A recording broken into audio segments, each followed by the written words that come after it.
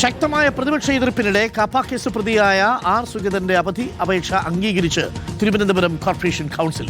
Municipal act പ്രകാരം 6 മാസം അവധി നൽകാമെന്ന് മേയർ വി രാജേഷ് പറഞ്ഞു.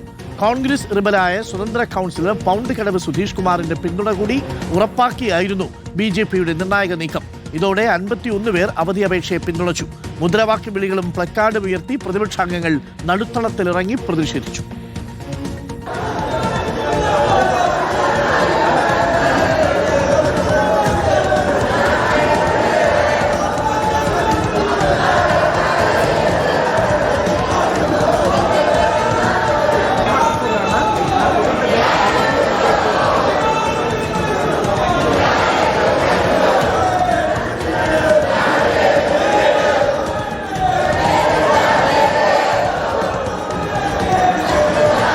ഇതോടെ ജയിലിലുള്ള സുഗതന് അയോഗ്യതാ ഭീഷണി മറികടക്കാനായി.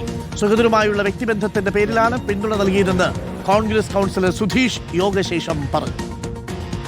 ഈ കൗൺസിലിന്റെ അസ്ഥിരപ്പെടുത്തുന്ന തുടങ്ങിയിട്ട് ഏതാണ്ട് 1 മാസമായി. ഈ കൗൺസിലിന്റെ പ്രവർത്തനത്തെ തന്നെ താളം തെറ്റിക്കാൻ വേണ്ടിയുള്ള ഒരു പൊളിറ്റിക്കൽ മതം. ഞാൻ പൊളിറ്റിക്സിൽ ഈ കൗൺസിലിനൊപ്പമായിരുന്നു ഈ കൗൺസിലിനൊപ്പമായിരുന്നു BJP കൗൺസിലിനൊപ്പം. കൗൺസിൽ നന്നായി നടക്കണമെന്നുള്ള ആഗ്രഹം എനിക്കുണ്ട്. സംസാരിച്ചതാ താങ്കളുമായി? സുഗതനല്ല, സുഗതന്റെ ഫാമിലി ആയിട്ടാണ് എനിക്ക് സംസാരിക്കേണ്ടി വന്നത്. അതെ അതെ. BJP നേതൃത്വമായിട്ടൊരു സംസാരം ഉണ്ടായി. BJP ആയിട്ടാണ് എനിക്കൊരു സംസാരിക്കേണ്ട ആവശ്യമില്ലല്ലോ. അവധി അപേക്ഷ നിലനിൽക്കില്ലെന്നും നിയമപരമായി മുന്നോട്ടു പോകുമെന്നും UDFും LDFും വ്യക്തമാക്കി. കോർപ്പറേഷൻ സെക്രട്ടറിക്ക് LDFും UDFും പരാതി നൽകി.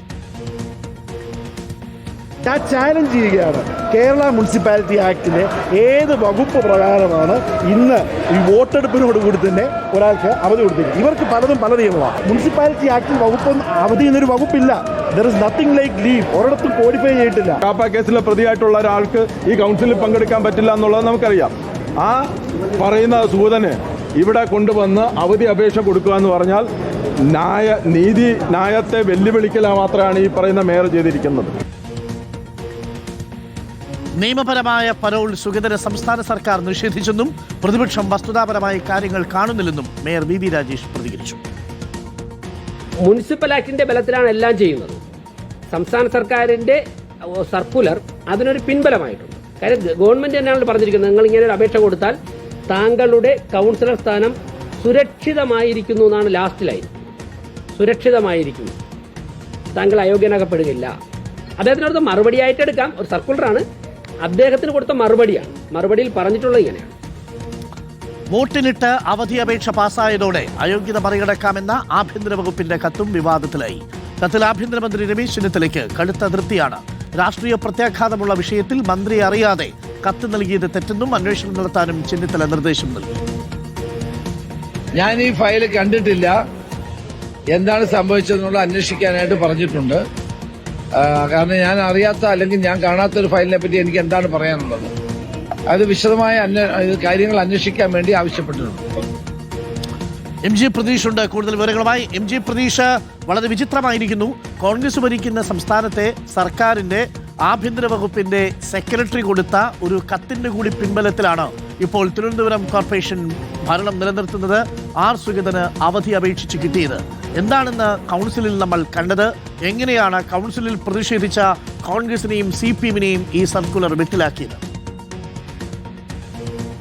അരുൺകുമാർ, കഴിഞ്ഞ കൗൺസിൽ യോഗം BJP പ്രതിരോധത്തിലായെങ്കിൽ ഇത്തവണ അപ്രതീക്ഷിതമായ നീക്കവുമായാണ് BJP കൗൺസിൽ യോഗത്തിലെത്തിയത്.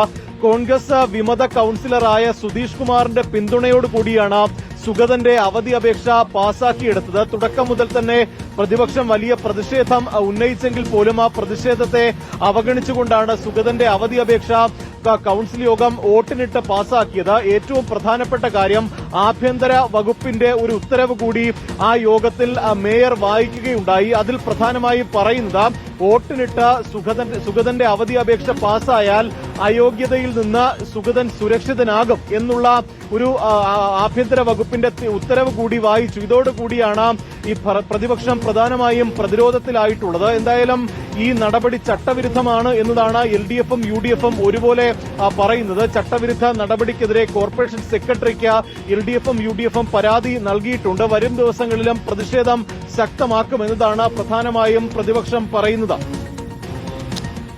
പ്രതീക്ഷാണ് വിവരങ്ങൾ നൽകിയത്.